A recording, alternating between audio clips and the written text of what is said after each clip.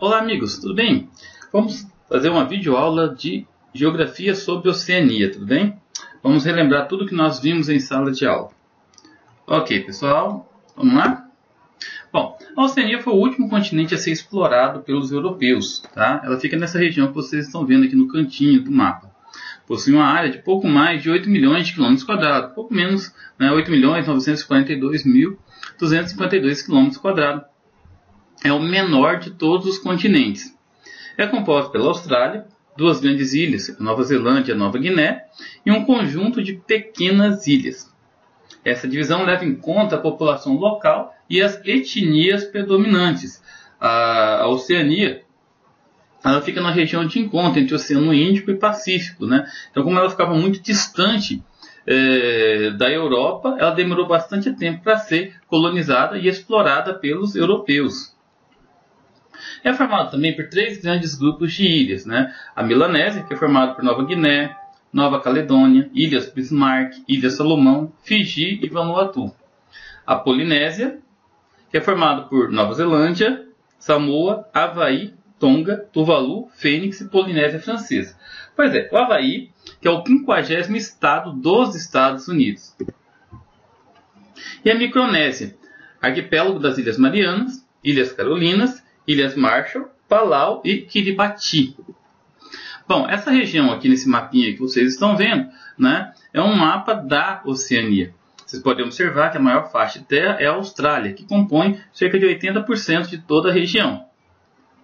Você tem aqui a Papua Nova Guiné, uma grande faixa de terra, né, a Nova Zelândia e os conjuntos de ilhas, ó, a Micronésia, a Melanésia, como o nome é sugestivo, ou a parte da população é negra, né? Melanésia vem de melanina, né? E a Polinésia, ok? Bom, esses aqui são exemplos de povos da Oceania. Esses aqui são os melanésios, têm umas características todas especiais, né? Apesar de ser negros, eles possuem os olhos amendoados e o cabelo loiro. E aqui, esse pessoal mais festivo, né? Mais... uma variação entre o pardo e o branco, né, são os polinésios. Bom, vamos falar um pouquinho dos aspectos naturais da Oceania. O relevo é basicamente rochoso, né? Quando a gente estuda os aspectos naturais, a gente leva em consideração mais a Austrália, porque é a maior aglomeração, né, de terra, o maior aglomerado de terra de toda a região, né? A maior porção contínua de terras. Bom, em sua grande característica, em sua grande maioria, é por rochas ígneas e metamórficas, né? Que foram formadas durante a gênese da Terra, ou seja, muitos milhões de anos atrás, né? Essas cadeias montanhosas que tem na Austrália são montanhas modestas, são picos bastante modestos que mal ultrapassam 3.000 metros de altura. Dos movimentos das placas, foram formadas as regiões montanhosas do leste da ilha, né, sob escudos antigos. Entre as áreas montanhosas do leste, o Planalto Ocidental e o Planalto de Barkly. Encontramos a grande planície central, naquela região central da Austrália, né, formada por sedimentos que foram transportados das regiões mais elevadas. Nesse mapa aqui, tá, vocês estão vendo, pessoal, a Austrália, tá, e aqui a ilha da Tasmânia. Como vocês podem observar, a região central da Austrália é composta por depressões e planícies, né? Essa região mais laranjada ou marrom são os montes mais elevados, mas no geral o relevo é planáltico. Na região mais a leste, né, nós temos as cordilheiras australianas, né? A Austrália é uma grande faixa de terra que ocupa o 6º lugar do mundo, né, atrás do Brasil, Estados Unidos, Canadá, China e Rússia.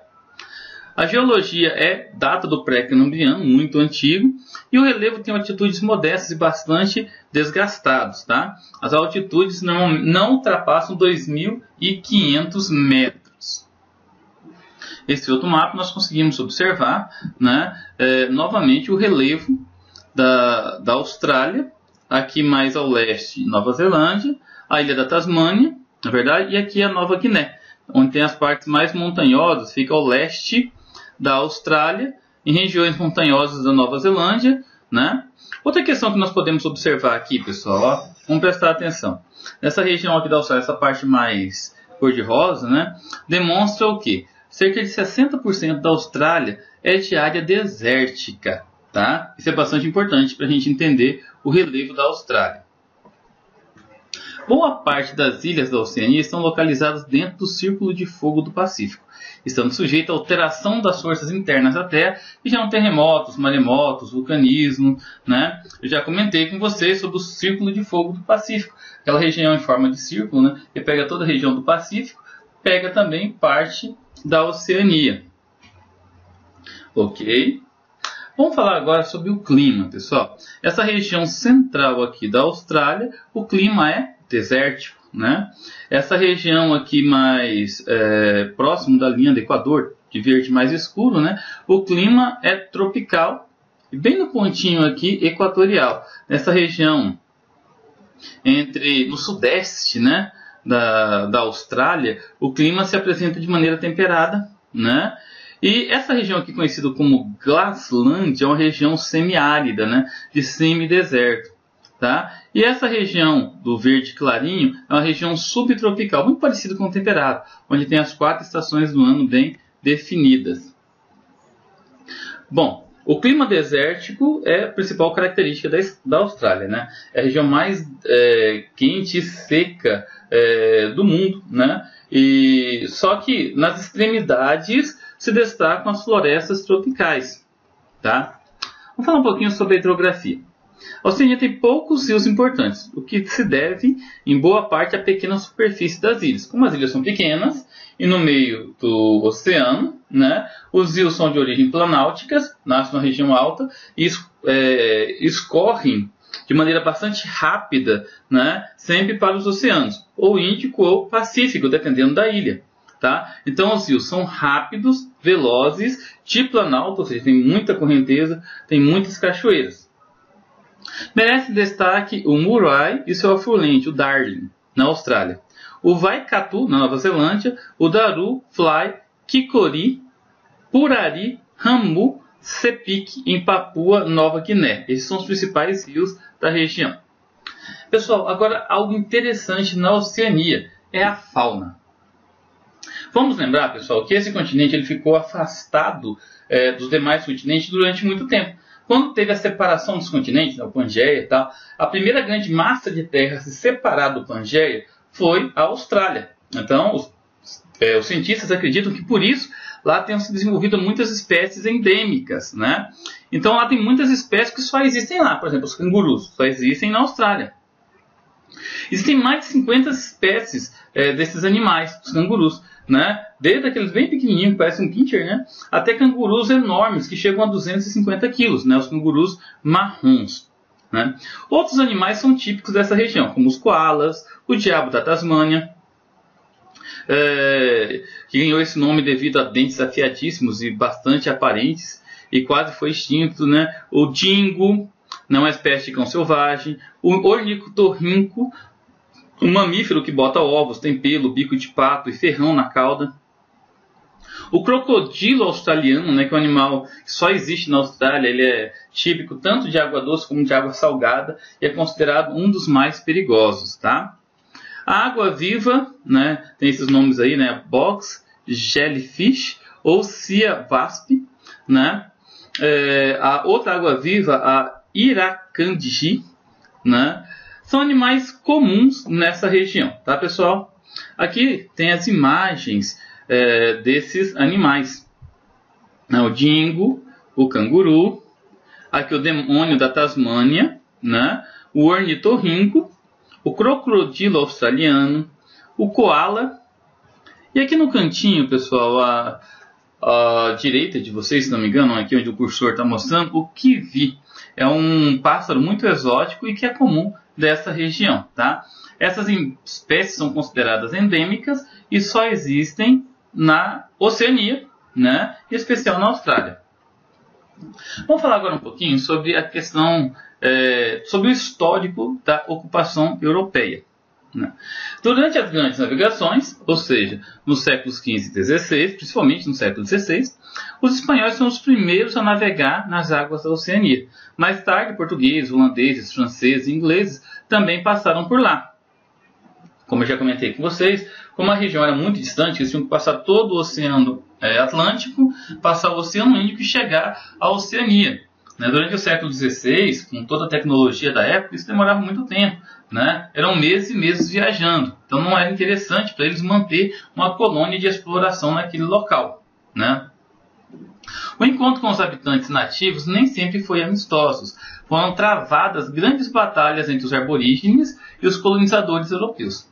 Os povos que ofereceram maior resistência foram os maoris, habitantes nativos da Nova Zelândia. Até hoje existem os povos maoris, né, lá na Nova Zelândia. São etnias indígenas, né? Outra questão também que dizimou bastante os povos aborígenes da época, né, além dos conflitos, foram as doenças transmitidas pelos europeus. A exemplo do que aconteceu aqui no Brasil, não é verdade? A Austrália foi a última das grandes descobertas europeias. Em 1770, o navegador James Cook, em uma viagem pelo Pacífico, descobriu, vamos colocar entre aspas esse descobriu, na verdade, eles já tinham ciência daquela região, né? A Austrália. E ele identificou a sua localização e tomou posse daquelas terras em nome da coroa britânica. Agora essa é a parte interessante, galera, olha só. Em 1788, para resolver um sério problema de superlotação das cadeias na Inglaterra, o governo decidiu criar uma espécie de colônia penal na Austrália e enviou para lá seus condenados, ou seja, os presos, bandidos, né, ladrões, assassinos, enfim, quem estava preso lá, né? Ao todo, 759 prisioneiros deram início à ocupação do país, né? Posteriormente, novos imigrantes chegaram para povoar a Austrália, que cresceu rapidamente. Então, no final do século XVIII, a Austrália começou a ser povoada por prisioneiros, né, por criminosos. Foi uma estratégia do governo da Inglaterra, do rei da Inglaterra, de poder amenizar aquele problema. Então, hoje é o segundo país mais rico e desenvolvido do mundo, no contexto de IDH, mas o início da sua colonização foi por prisioneiros ingleses, tá? A partir da segunda metade do século XIX, a partir de 1850, né, encontraram ouro, recursos minerais lá na Austrália e depois na Nova Zelândia. Aí eles começaram a aumentar, né, a expandir, né, os seus domínios pela região. Tá? Bom, aqui fala um pouquinho sobre a colonização da Austrália, como eu já havia comentado com vocês, não é verdade? Então, no século XVIII, a ocupação britânica restringiu-se à implantação de colônias penais, a mais importante delas nas proximidades de Sydney, e a fixação de pequeno número de colonos. Em 1901, ou seja, já no século XX, a Austrália tornou-se uma federação, deixando de depender da Inglaterra e passando a ter suas próprias leis e autonomia. Porém, pessoal, é importante a gente lembrar, né? Até hoje tem uma relação assim de muita amizade, muita simpatia, né, com a Inglaterra. Tanto é que até hoje a rainha da Inglaterra, né, é considerado o chefe de nação do governo australiano, apesar do país ser independente, ter leis próprias, né, ser um primeiro-ministro que administra, mas até hoje tem uma ligação muito importante com a Austrália, é chamado de Commonwealth, né? Não só a Austrália, a Nova Zelândia também o Canadá, entre outros países pelo mundo. Aqui exemplos dos aborígenes australianos, tá? A Nova Zelândia, pessoal. A Nova Zelândia foi formalmente ocupada pelos britânicos em 1840. As suas ilhas eram habitadas pelos maoris, povo de origem polinésia. De 1845 a 1870, com a intensificação da colonização, ocorreram pesados conflitos entre os britânicos e maoris, contrários à ocupação de suas terras. Os maoris foram praticamente dizimados, né? Hoje, pessoal, existem pouco mais, né, de 300 mil, pouco mais de 40 mil, né? Eles eram mais de 300 mil. Então diminuíram muito, né? Hoje eles têm as suas reservas que são respeitadas, têm as suas áreas que são respeitadas, né? Foi um acordo feito com os colonizadores ingleses. Vamos falar rapidamente e bem resumidamente sobre a economia. Pessoal, o que nós temos que entender que é importante na economia e na demografia da Oceania? Bom, primeiro, a dispersão dos habitantes da Oceania. Sim, quando os europeus chegaram na Austrália e na Nova Zelândia, né, aqueles povos que não foram dizimados tiveram que se dispersar para as ilhas próximas, tá? A ocupação dos europeus, evidentemente, a redução significativa dos nativos, muitos morreram, né? Tanto por doenças como por guerras, né? E só 2 países ricos, Austrália e Nova Zelândia. Os demais países, muito pobre, pessoal. A Austrália tem uma área de 7.741.220 km² e uma população de 22 milhões de habitantes, aproximadamente, né? Ou seja, muito pouco povoado. Tem uma densidade demográfica de 2,84 habitantes por quilômetro quadrado. Mas mesmo tendo uma população bastante reduzida, né, tem um excelente IDH, o segundo melhor do mundo, cerca de 0,929. Né? O índice de analfabetismo perto de 1%, talvez até menos que isso. Uma expectativa de vida de 82 anos. Tá? Interessante que, apesar de ter uma estrutura muito parecida com a do Brasil, o seu IDH é excepcional. A Nova Zelândia tem uma área muito pequena, né? Cerca de 1/3 do estado de Mato Grosso, para vocês terem uma ideia. Né? É muito pequenininho, é muito menor do que o estado do Maranhão. Né? A Nova Zelândia possui uma área de 267.710 km² e uma população de pouco mais de 4 milhões de habitantes. Só que o IDH é o 0,908. Né? Vamos lembrar que o IDH vai de 0 a 1. Quanto perto de 0, muito pobre, próximo de 1, muito rico. Né? E é o 5º melhor do mundo. 1% de analfabetismo, ou seja, 99% da população é alfabetizada. A estrutura educacional é muito boa. Expectativa de vida de aproximadamente 80 anos. Faz a comparação com o Brasil, né? 69 anos, né? Então, isso que define um bom IDH, pessoal. Os demais países da Oceania apresentam IDH mediano ou baixo, em condições de vida similares aos demais países subdesenvolvidos. E mantém sua economia nas atividades agropecuárias ou extrativistas. Bom, vamos falar um pouquinho sobre a economia da Austrália. A capital da Austrália é Canberra, tá? Canberra com N antes do B, ok? Não é Sydney, ok? É a cidade mais conhecida, né? Mas a capital é Canberra. A Austrália possui o maior PIB da Oceania, ou 50º do mundo, com aproximadamente 600 bilhões de dólares. Ou seja, quando eu faço aquela pergunta em sala de aula se muito dinheiro representa riqueza, né? Não representa.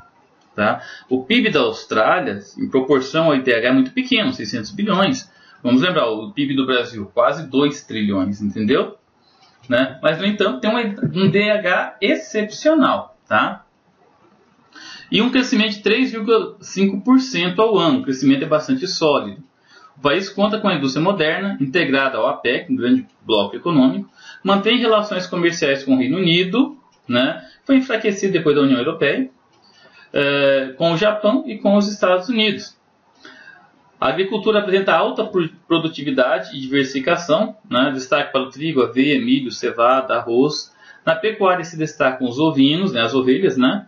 Possui o maior rebanho do mundo, né? E o segundo da produção de lã, e bovinos, o 10º rebanho mundial. Sua indústria traz máquinas e equipamentos, produtos metalúrgicos, gráficos, editoriais, madeira, papel e celulose, bebidas e comidas. O governo australiano destina 1,7% do PIB para desenvolvimento de pesquisas, tá? E também desenvolvimento tecnológico, um índice muito bom. A mineração também merece destaque.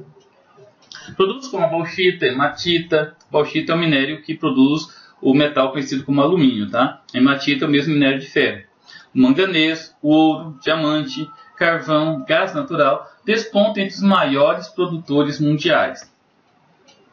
O turismo, pessoal, também tem grande destaque, né? Exemplo das praias australianas que são muito visitadas, né? Pontos turísticos, aqui é o Kimberley, né? Um grande parque natural da Austrália. A ópera de Sydney, muito famosa, não é verdade? Cerca de 4,5 milhões de turistas por ano, né? Que levam cerca de 10 bilhões de dólares por ano, né? Para a Austrália, todo ano, pessoal. Vamos falar agora da Nova Zelândia. A capital da Nova Zelândia é Wellington. A topografia da Nova Zelândia sempre a vocacionou para a produção pecuária. Possui uma forte indústria de alimentos, é o maior exportador mundial de carnes de ovinos, lã e manteiga, representa 40% das exportações. Também produz trigo, milho, cevada e frutas como a maçã e a uva. Nas atividades mineradoras exportam carvão, gás, areia e sílica. São exploradas ainda as florestas, né? Nova Zelândia tem a maior floresta plantada e florestada do mundo, tá? Apesar do espaço ser muito pequeno, eles investem muito em reflorestamento para o uso da madeira. Em relação ao turismo, recebe 1,6 milhão de turistas que deixam mais de 2 bilhões de dólares na economia. Ou seja, o turismo tem uma importância muito grande para a economia da Nova Zelândia. Exemplos de pontos turísticos da Nova Zelândia, né, que atraem muitos turistas, né? Praias belíssimas, regiões assim com muita neve, muitas montanhas, né? Regiões para esportes radicais, enfim, né? Bom, gente, esse gráficozinho aqui, vocês podem estar parando o vídeo para dar uma analisada, né? Mas mostra a área, a população, o PIB de cada país, né? Pode ver que alguns são altos, outros são mais baixos, não é verdade? E a renda média, né, de cada país, ok? A renda per capita. Esses dados aqui são antigos, né? A renda per capita aqui está de 1998. Esse gráfico eu tirei da internet. Ele é bastante antigo, né? Mas, por exemplo, a renda da Nova Zelândia hoje é a segunda do mundo, né? Com mais de 50 mil dólares por pessoa, renda per capita, né? Mais algumas imagens da Oceania, né? Aqui a Ópera de Sydney, né?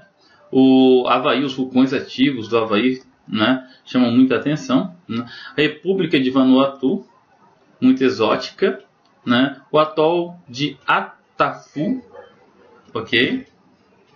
O atol Moruroa, né? Por vezes chamado de Moruroa, né? No arquipélago de Tuamotu, na Polinésia Francesa, muito interessante, né? Muito apreciada pelos turistas.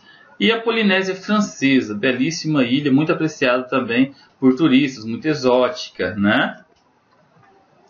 Pessoal, é isso. Espero que vocês tenham gostado, espero que vocês tenham entendido o contexto da Oceania e desejo a todos uma boa prova. Valeu, meninos, fiquem com Deus e até a próxima, ok? Valeu!